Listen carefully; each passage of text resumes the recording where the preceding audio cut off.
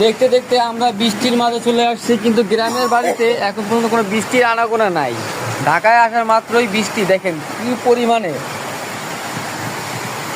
মন চাই ভিজতে, কিন্তু এই সময় বৃষ্টিতে ভেজা রোগ হওয়ার সম্ভাবনা থাকে। এটা হলো আমার মামুর ছোট্ট খাটো একটা নার্সারি, অ্যাডিনিয়াম নার্সারি।